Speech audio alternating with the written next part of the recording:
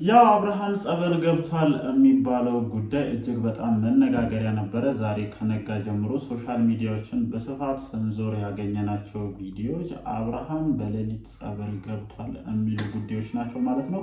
ይሄ ነገር ምን ያክል እውነት ነው ወይስ አብርሃም እንደሚባለው ጸበል ገብቷል የሚለውን ነገር ለማረጋገጥ ሙከራ አድርጌ ነበረ። አንዳንድ የአብርሃም የቅርብ ሰዎችንም ለመጠየቅ ሙከራ አድርጌ ነበረ። ሌሊት ላይ አብርሃም እንዳስቸገራቸውና ወደ ሩታ መመለስ እንደሚፈልግ ከዛ መውጣት እንደሚፈልግ እየነገረ ነቡዜን ሲያስጨንቃቸው እንደነበረ ማረጋገጥ ችያለሁ። ግን በሌሊት ወደ ጸበል ቦታ እንዳልሄደ ከራሱ ከአብርሃም የቅርብ ሰዎች ማረጋገጥ ችያለሁ። ከነገ በኋላ ወደ ሕክምና ተቋም እንደወሰዱት ነው ያረጋገጥኩት ማለት ነው። ሰላም እንዴት ናችሁ የእኛ ተወዳጅ ፋሚሊዎች? ደህና ናችሁ ወይ? አለን እግዚአብሔር የተመሰገነ ይሁን። ዛሬም እንግዲህ በአብርሽ ጉዳይ ላይ የተለያዩ ሶሻል ሚዲያዎች ላይ የተሰጡ ያሉ ሀሳቦች አሉ። በእነሱም ዙሪያ ምን አዲስ ነገር አለ የሚሉትን ነገሮች በስፋት ከውዷ ባለቤቴ ጋር እያነሳን ቆንጆ ቆይታ እናደርጋለን ማለት ነው። እውነት ነው። እንግዲህ ማታ በተለቀቀው ቪዲዮ ብዙዎቻችሁ ሀሳብ አስተያየታችሁ እየሰጣችሁ ትገኛላችሁ። በተለይ ደግሞ ዛሬ ከነጋ በኋላ እኔም ዞር ዞር ብዬ ሳይ እንግዲህ አብርሃም ወደ ጸበል እንደሄደ ነበረ ቪዲዮዎች እያየሁ የነበረው። እውነት ለመናገር ደስ ብሎኝ ነበር። እውነት ከሆነ ደስ የሚል ነው። ምክንያቱም የአብርሃም ጤንነት መመለስ ብዙዎቻችን ስለምንፈልገው ተሳክቶላቸው ወደዛ መንገድ ወሰዱት ወይ የሚል እንትን ነበር። ነገር ግን እሱ እንዳላችሁ እንዳረጋገጥነው መረጃም እንደሆነ አብርሃም ጸበል ቦታ አልሄደም። ተመልሶ ወደ ሕክምና ቦታ እንደሄደ ነው አይደለ መረጃዎች የደረሱን እና እንደዛ ነው። ያው አሁን ባለበት ሁኔታ ወይም አብርሃምን እንዲሁ አይቶ ማለት ነው እንዲሁ አይቶ ዶክተር መሆን አይጠበቅብንም። አሁን ላይ ካለው ከዘመናዊ ሕክምና ባሻገር እንደዚህ ከእምነት ጋር የተያያዙ ነገሮች ሞር ለአብርሃም የተሻሉ ናቸው ብዬ አስባለሁ፣ እንደኔ ማለት ነው። እኔ አሁን የአብርሃም ቤተሰብ ብሆን በነቡዜ በነዴብ ቦታ ላይ ብሆን አብርሃምን ወደ እምነቱ ማለት ነው። ያው ከአብርሃም ጋር ተያይዞ ከእምነቱ ጋር ክሊር የሆነ መረጃ የለንም። ብዙዎቻችሁ ብዙ አይነት ሀሳቦችን ታነሳላችሁ። ደፍሮም ስለዚህ ጉዳይ አስተያየት መስጠትንም እንትን ያለ ሰው የለም እና ያው ጸበል እንዳልሄደ የሚያረጋገጥኩበት ትልቁ ሪዝን ከዚህ ጋር የተያያዘ ነው በነገራችን ላይ ማለት ነው። እና ከነጋ በኋላ እነቡዜ የህክምና ቀጠሮ ነበራቸው። በባለፈው የዶክተሯ ንግግር የሰማችሁ ሰዎች ካላችሁ ለ5 ተከታታይ ቀናት እዛው የህክምና ክትትሉን እንደሚያደርግ ሙሉ ምርመራውን እንደሚያደርግ ነው ዶክተሯ የተናገረችው። ግን ደግሞ እንደ አንድ ሰው ነገሮችን ለማየት ስትሞክሩ የአብርሃም ነገር እንዲሁ ድንገት ተነስቶ የመጣ ነው። ህክምና የሚያስፈልገው ራሱን የቻለ ኬዝ አለው። ግን አሁን አብርሃም ባለበት ሁኔታ ህክምና ሳይሆን የሚያስፈልገው ጸበል መሄድ ካለበት ጸበል፣ በእምነቱም ደግሞ ሌላ ጸሎት ቦታ ላይ መሄድ ካለበት ጸሎት ቦታ ላይ ሄዶ ክትትሎችን ቢያደርግ ሞር እንደኔ የተሻለ ይመስለኛል። ያው ብዙዎቻችሁ እነቡዜንም ጨምሮ መተት ነው ብላችሁ ነው አይደለ አምናችሁ ብዙ ነገሮችን ስታደርጉ የነበሩት ሀብል እስከ ማስወጣት የእጅ ሰዓት እስከ ማስወለቅ እዛ ደረጃ ላይ እየደረሳችሁት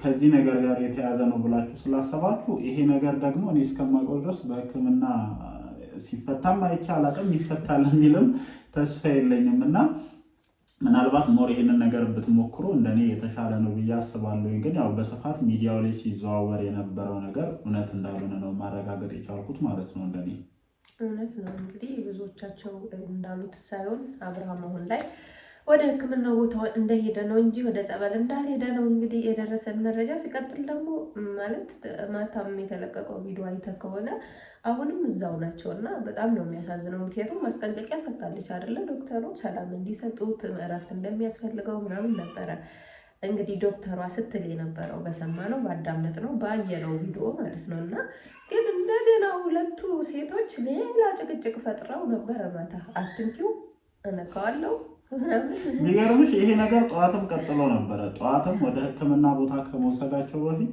ሄርሜላ በጊዜ ቀድማ ደርሳ ነበር እና ልክ ትላንትና እንደነበረው ትሪት ስታደርገው ሩታን በድንገት መታ ነበረ። እኔ ይህንን ነገር እያልኩ ያለሁበት ትልቁ ሪዝን ምንድን ነው?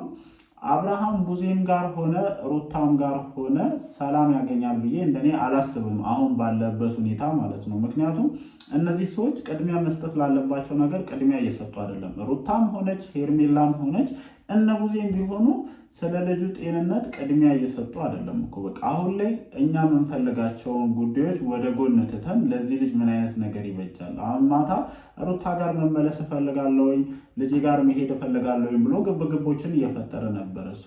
የዚህ ልጅ ፍላጎት ይከበርለት። ሩታ ጋር መሄድ የሚፈልግ ከሆነ ሩታ ጋር ይሂድ፣ ሂዱ። እና ቡዜም እደሩ፣ ችግር የለውም እኮ። የዚህ ልጅ የጤና ሁኔታ እስኪስተካከል ድረስ የእናንተን የጎንዮሽ ጥላቻ ወደ ጎን ተውት። በቃ መድረስ ባለበት ሰዓት ይደርሳል። እንደው መጣላት ባለባችሁም ሰዓት ትጣላላችሁ። እንደው ጸብ ጥሩ ባይሆን ራሱ ማለት ነው። ግን አሁን ላይ ይሄ ልጅ ጭቅጭቆች ውስጥ መግባት የለበትም።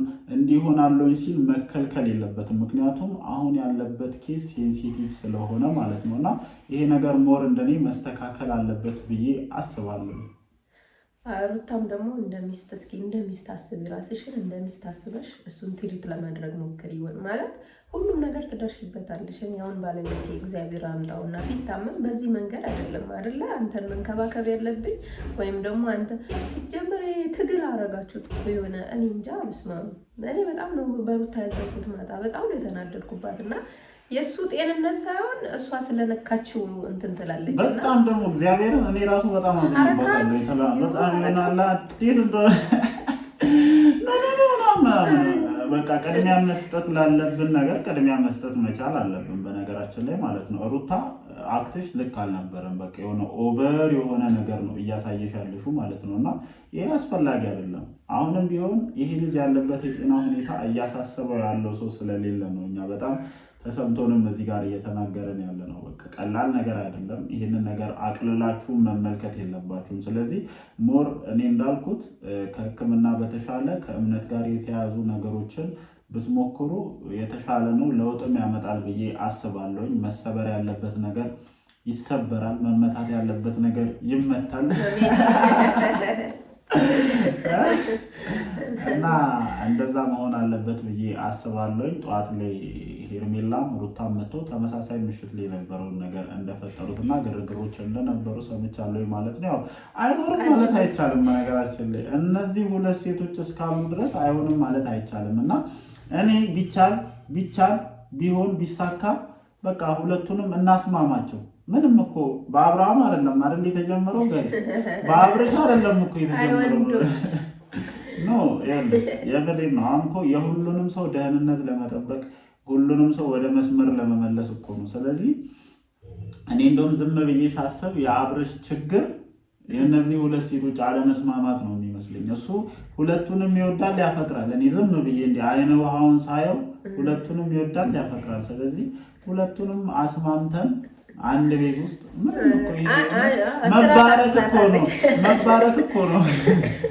የሆነ የሀገር አካባቢ ኢንተርኔት ማናት ቲቪ ላይ እንትና አለች አስካለ እየዞረች እንትና ሀገር አካባቢ ሄዳ ኢንተርቪው እያደረገች እኔ ነኝ ለባሌ ሁለተኛ ሚስት ያመጣሁለት አግባብ ብዬ ስራ እንተጋገዛለን። አስባችሁታል? ሩታና ሄርሜ እንደዛ ቢሆኑ አብርሽ ምንም ነገር ሳያስፈልገው በቀላሉ ይፈወሳል። ስለዚህ አሁን ያንተ ሀሳብ እንደተረዳሁት ከሆነ ሄርሜላና ሩታ ተስማምተው አንድ ቤት ውስጥ እንዲኖሩ ነው ፍላጎት። ሌላ ቦታ ሲሆን እንትን የይገባኛል ጥያቄ ይነሳል። አንቺ ጋር ሁለት ቀን አድሮ ምናምን የሚባል ነገር ስለሚመጣ አንድ ላይ እና ለማንኛውም ጋይስ ያው በስፋት ያነሳነው ሀሳብ ምንድነው አብርሃም ጸበል ገብቷል በሚል በስፋት ሶሻል ሚዲያዎች ላይ የተነሱ ስለነበሩ ሀሳቦች ነበረ እንትን ያልነው። ይሄ ነገር ፍጹም ሐሰት እንደነበረ አረጋግጠናል ማለት ነው። ምሽት ላይ ቪዲዮዎች ይለቀቃሉ። እንደተለመደው መተን ደግሞ ሀሳባችንን እንሰጣለን። እንወዳችኋለን። ይመጣል።